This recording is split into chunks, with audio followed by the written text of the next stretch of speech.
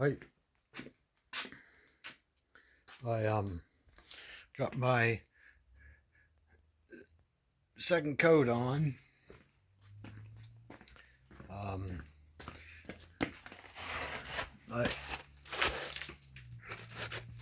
I'm going to be putting new struts and steering links and brakes. I got new brakes and new steering rack in this thing. Anyway, I got this pipe welded in. Um, and I can still undercoat it from that side. Plus, there's holes up above where the water runs from the front wheel down and drips out. But that's a pipe with a bolt welded to it. Drilled a hole through the floor, and I put a couple washers because it was right on the 45-degree angle. So anyway, there is, and I washed a lot of my overspray off the exhaust pipe. There's the floors underneath. And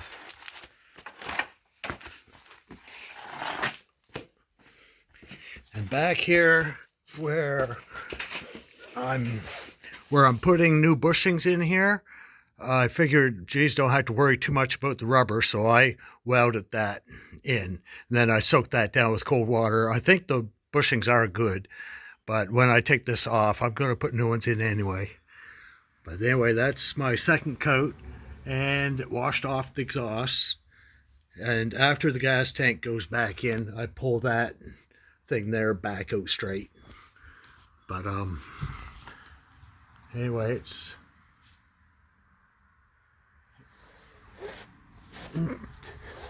messy place to paint underneath there.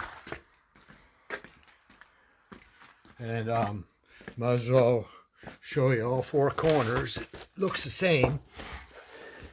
Anyway, and here I welded this edge right here. So now that's all completely welded in. And of course I am taking this down. But that's at least 2 heavy coats, which is actually like four coats. And there was a hole right in the middle right there, which I had to weld in. So I welded back in, and I welded that back in and had to repaint. But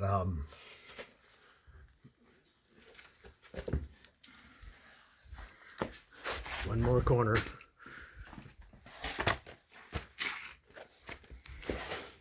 And here, this one all welded in. So now this little box, you're not actually supposed to jack on that. You're supposed to either use right here or the frame, but I like jacking on it. So anyway, I got this pipe welded up to the floor. And so now I can sand my body work and get ready to paint. And I'll show you in here. It was a little hard to tell, but this is floor here, and it's right on the curve, like the 45. So I had to like bend the washers and then bend the second washer so the nut would go in tight. You can see it quite clear because that circle lined up with the slant of the firewall.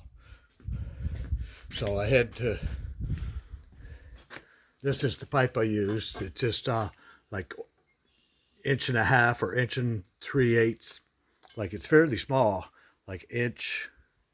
Yeah, it's no more than 1.5 exhaust pipe, and it was roughly 2.5 inches. But I had to cut it on a 45-degree angle. Then I welded a bolt on the inside sticking out and drilled a hole and up through, and then welded it and hammered it up in place. But anyway, the things now I can, and I just got through painting that. The paint's still wet. You can see the shine on it. But anyway, it's now I can sand my gray down here and mask the car up and clean up my mess and paint the yellow. and then I can undercoat it so I can put the interior back in, and then I have to start doing some drivetrain stuff. But anyway, this gallon turned out to be no good. It's okay.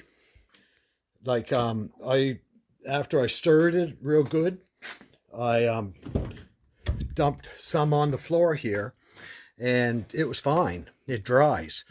But the problem is you can only use a brush, and the stuff's kind of not real mud like. It's more how can I put it? Like usually when you reduce something, it brings it thick to thinner so that it's like paint usually goes. But the paint, it broke down into small particles, but it would not go through the strainer. So I couldn't put it in the gun. Not one particle of paint went through the strainer. The reducer did, but not any of the paint. It just stayed in a mud on top. So that whole gallon, it's still good. If I stir it up, I can paint it on something, but it looks chunky.